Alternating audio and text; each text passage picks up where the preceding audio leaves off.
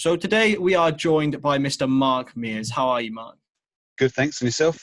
Yeah, I'm very well, man. I'm looking forward to finding out about your story. You'll have seen quite a few now going up of the Transplants episodes.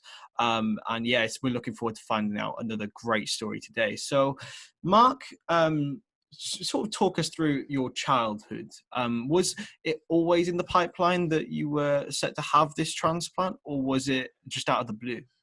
I found out in my probably early mid-20s that my father has polycystic kidney disease, and my parents were split up from when I was quite young. And when he found out, he had been in touch with my mother to let her know, but they decided that with polycystic kidney disease, it doesn't generally develop or show until sort of late 20s, early 30s, with AD-PKD, so autodominant PKD. So they decided there wasn't much point in letting on too soon because there wasn't really much to be done.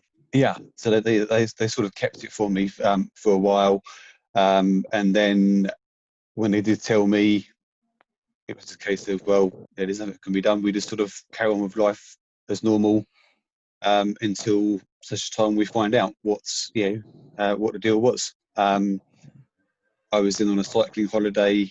Well, it wasn't a cycling holiday. I was on a holiday with some friends, with my wife and some friends, sort of 13 years ago, roughly now, in Centre Parks. My friend was undergoing investigations for an illness. He didn't know what it was at the time, which it turned out to be cancer. But he had to go down to Manchester for investigations. So his partner and my wife went on a sort of bike ride, a girls' adventure sort of thing around Centre Park. So I was quite a keen cyclist at the time. So I thought, okay, well, I'll get on my bike and do a bit of training around the grounds. And then I hit a gravelly slope a bit too fast, wiped out the bike, came off, cut and bruised from head to toe. And then it wasn't until later on in the day I went to the loo and started passing blood instead of urine, which was a bit scary. Centre Parks medical team referred me to the local A&E, and that's when they told me that I had polycystic kidneys and polycystic liver. It didn't come as too much of a surprise. There was always a 50-50 chance of getting it, but somewhere in the back of my mind, I just felt that I was going to have it rather than wasn't going to have it. I guess there was the initial shock of formally finding out that you have it. But other than that, it was just two lifestyle changes. But exactly. Just sort of carried on as normal, really. Yeah. So how sort of active were you pre finding out that you had this disease? Well, as a child, I hated sport. I hated PE. I hated cross country. Yeah, I enjoyed swimming. I enjoyed cricket, that sort of thing. Towards the end of school, I started doing some rock climbing with the school. I enjoyed that, and I enjoyed sort of skiing once a year. But I wasn't really an active child, so to speak. As I grew up, we moved out to the country. Well, say the country, sort of greenbelt areas, and I couldn't drive, so my only way of getting around was either walking or cycling or getting lifts. So I started becoming more active on my bike until sort of later on in life, really. In fact, it wasn't long before I went on to dialysis that my company were sponsoring a fun run. And my regional director at the time said to me, "Oh, we need some people to join the company team on this fun run. It's 5K." I said, "Oh, okay, well, I'll give it a go. What's the worst that can happen?" Exactly. And it wasn't until a few days later he said, "Oh, by the way, it's in 3 weeks' time, and you've got to run just as an elephant." Like, hey, that sort of puts a different slant on things. So I found a local running club just to try and get some advice and help, really. Yeah. So talk to us about the experience of your transplant. How long did you have to wait, firstly? and what sort of challenges did you undergo? So I transplanted in 2016. I got the call actually in the early hours of my birthday, which was, probably one of the greatest gifts, I suppose. Well, it's the greatest gift, but on your birthday as well, it doubles up. I was listed a year, 18 months prior to the call, and on dialysis on and off for about 9 months. Carried on working all the way through. I did peritoneal dialysis, so I had the option of the machine overnight or day exchanges.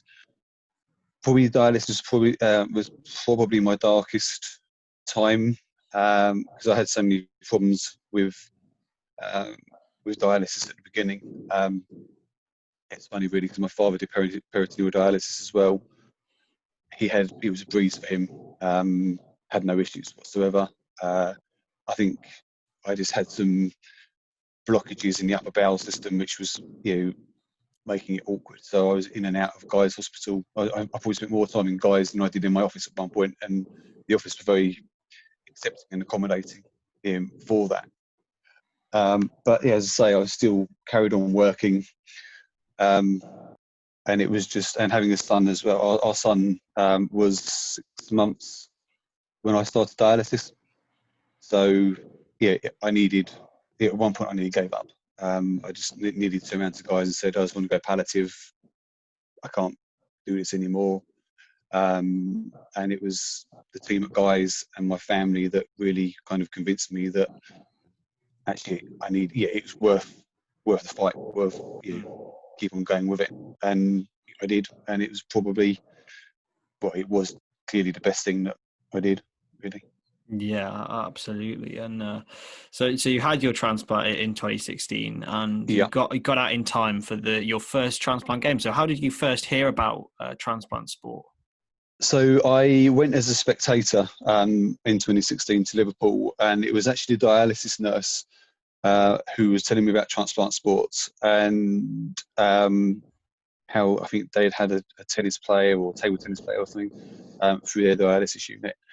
And yeah, she knew that I was a runner and all that kind of thing. I say runner, in inverted commas.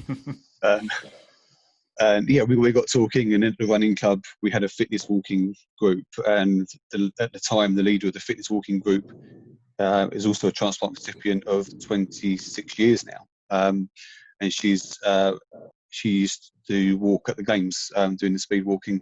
So she was talking to me about it. And in my naivety, I guess, I thought that there were two teams you could be a part of, sort of like your hospital team and a county team, because you kept on referring to her team as the Kent team, and actually it was Kent and Canterbury Hospital team. So I thought, oh, okay, so you've got two shots here. You've got your county and that, and then later on it dawned on me that actually no, it's just one team or the other. But because I've always been with Guys right from the start, I stuck with that team, and I think it was hospital, or it might have been Nicky, my friend, that put me in touch with the Guys team manager, Simon. We had a chat about what it was all about, and then one early Saturday morning, my wife and I drove up to Liverpool, met the team, watched a few activities, had dinner, came back the following day after watching some of the track and field.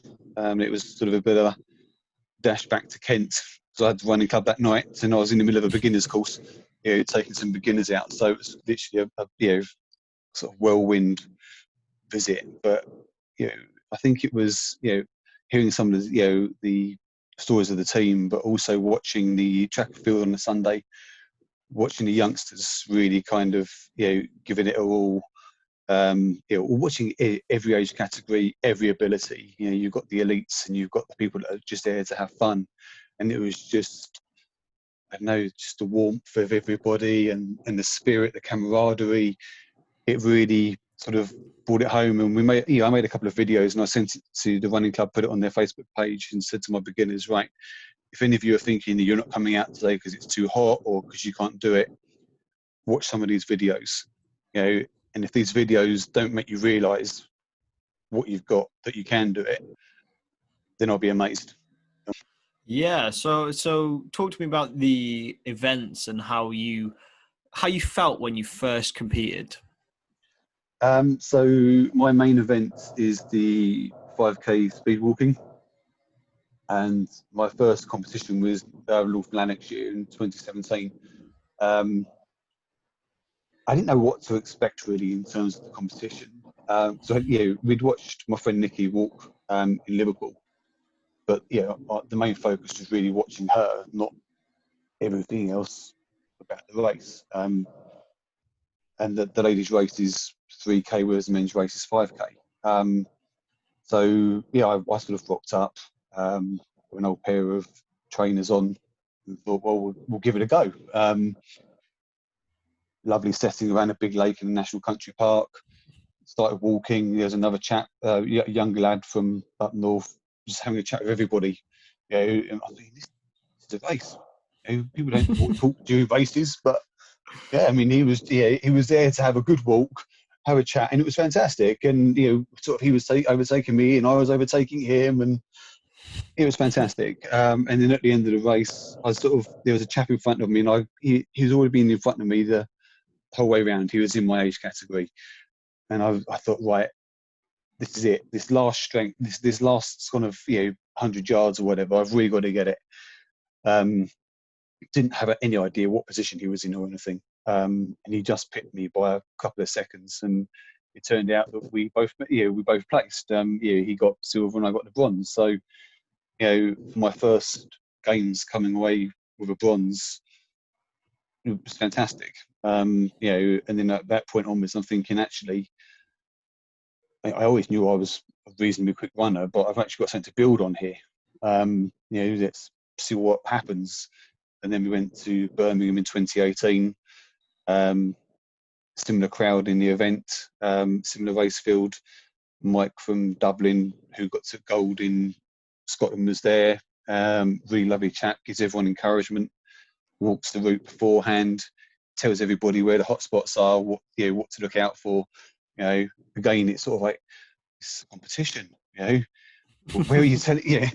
This is insider knowledge. You should be keeping this to your advantage. But he's out there sharing it with everybody, and it's fantastic. And that year, the guy that picked me to silver in Scotland, I just picked him to silver in Birmingham. So, this is getting better. This is getting better. So I just kept on kind of progressing it really, and found out what the qualifying time was to try and go for the worlds. And I was hoping this year was going to be the year to try and crack it. So, but it gives me another year to Train. get that time now. So, Absolutely. it's great, and we've made a whole new, I suppose, family through the team. We've met some great people. So. Yeah, you've done the perfect transition there because that's exactly what I was going to get on to next.